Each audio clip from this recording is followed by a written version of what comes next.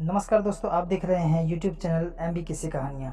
दोस्तों, अगर आप चैनल पर नए हैं तो चैनल को सब्सक्राइब करें और बेल आइकन को भी प्रेस करें, क्योंकि इस चैनल के माध्यम से भारत में जितने भी शासक, महाराजा, वीर योद्धा रहे हैं उन सबकी जीवनी को वीडियो अपलोड करता हूँ।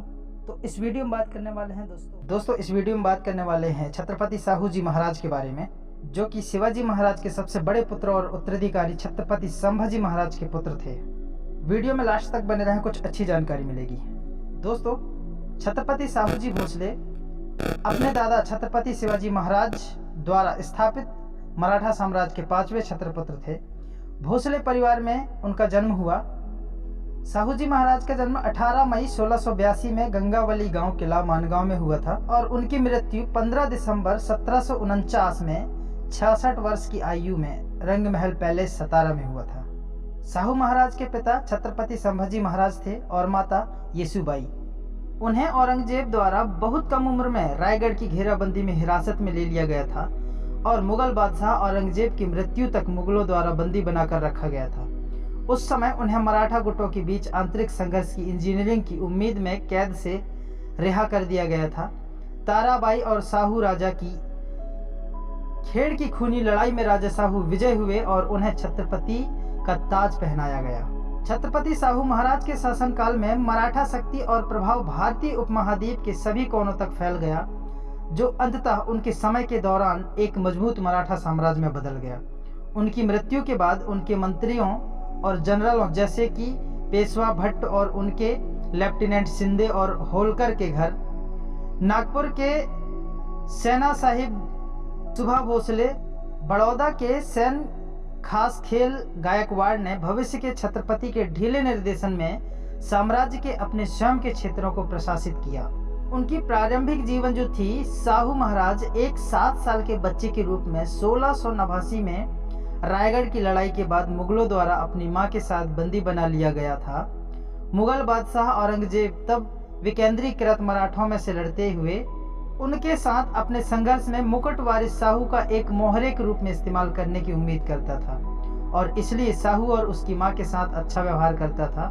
मुगल कैद में भी साहू की महारानी येसुबाई ने देशमुख के रूप में अपने निजी क्षेत्रों में शासन करना जारी रखा। साहू का विवाह मुगल सेवा में उच्च श्रेणी के मराठा सरदारों की 2 बेटियों से हुआ था। औरंगजेब ने साहू को शिवाजी भी भवानी तलवार, अफजल खान की तलवार भेंट की और एक और सोने की मुठ वाली तलवार। औरंगजेब ने उन्हें अपने रखरखाव के लिए अकालकोट, सुपा, बारामती और निवासे के परगना के आसपास भूमि और राजस्व अधिकारियों के लिए सनद भी प्रदान की।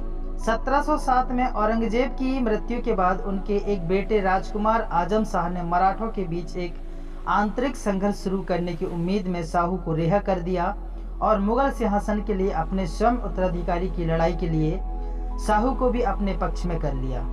उस समय उनकी चाची ताराबाई राजाराम की विधवा, जिन्होंने अपने बेटे शिवाजी के नाम पर मराठा साम्राज्य पर शासन किया था, साहू को संभाजी के बेटे के लिए मुगलों द्वारा प्रतिस्थापित पर पाखंडी के रूप में निंदा की।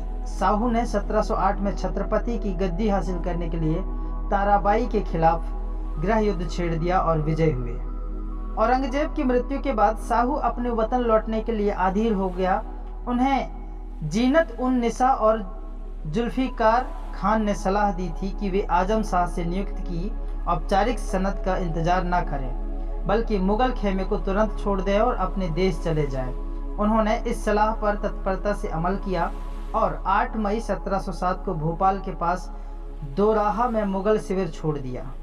दोस्तों, कहा जाता है कि भरतपुर, जोधपुर, उदयपुर और जयपुर के राजकुमारों ने साहू को महाराष्ट्र के रास्ते में गर्मजोशी से स्वागत किया।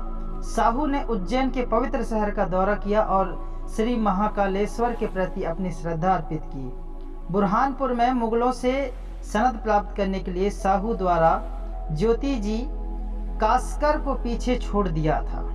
साहू इसके बाद नर्मदा से लगभग 30 मील दक्षिण में बीजागढ़ पहुंचे और वहां के शासक रावल मोहन सिंह से जुड़ गए।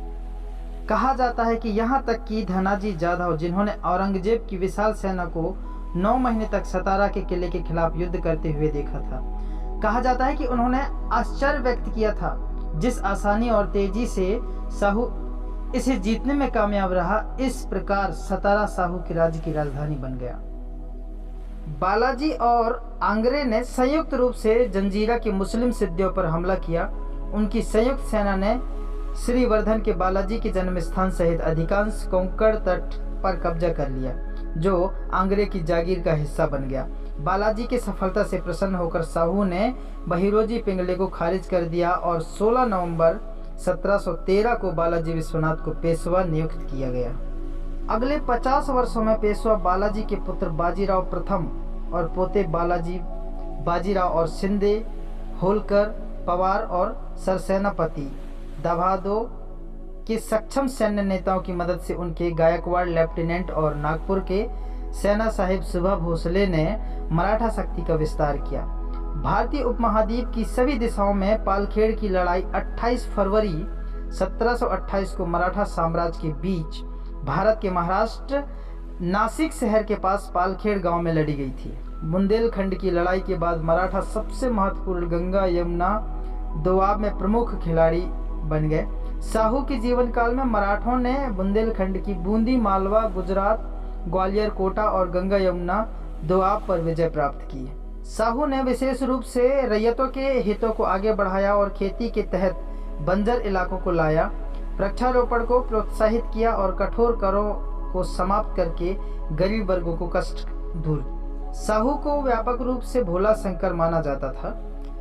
अपने लौकिक न्याय संगत स्वभाव के लिए प्रतिष्ठित और नागरिकों के साथ स्वतंत्र रूप से सामाजिककरण किया। त्योहारों, समारोहों, रात्रि भोजों, विवाह समारोहों के दौरान साहू सक्रिय भूमिका निभाने और यह देखने के लिए प्रसिद्ध था कि उसके लोग कैसे प्रदर्शन करते हैं। सभी वर्गों के लोगों ने अपने अंतरंग जीवन की घटनाओं जैसे कि उनके विवाह या अन्य समारोहों के लिए आमंत्रित करने का अधिकार महसूस किया और वह दिल से उनके साथ शामिल हुए, उनके लिए खर्च किया और जब भी मदद की आवश्यकता थी उनको सहायता भी की। योग्य अधिकारियों को नियुक्त करने और उचित अधिकार सौंपने के लिए उनकी प्रशंसा की गई। साथ ही उचित रूप से दुष्कर्मों की निंदा भी की गई। वह सार्वजनिक रूप से उसी सादे सफ़ेद कपड़ों में दिखाई दिए। उनकी दिनचर्या एक स्थायी स्थिरता थी। सबसे गरीब व्यक्ति तक उनकी पहुंच मुक्त थी और उन्हें त्वरित निष्पक्ष न्याय मिला। उन्होंने कभी भी निम्न श्रेणी के आवेदकों को अवहेलना नहीं की।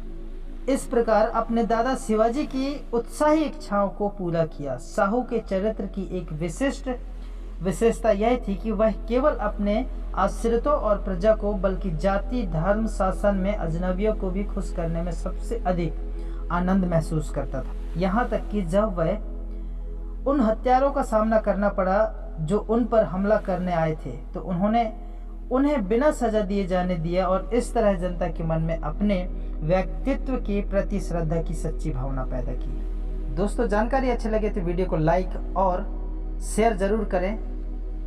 वीडियो पूरा देखने के लिए आपका बहुत बहुत धन्यवाद।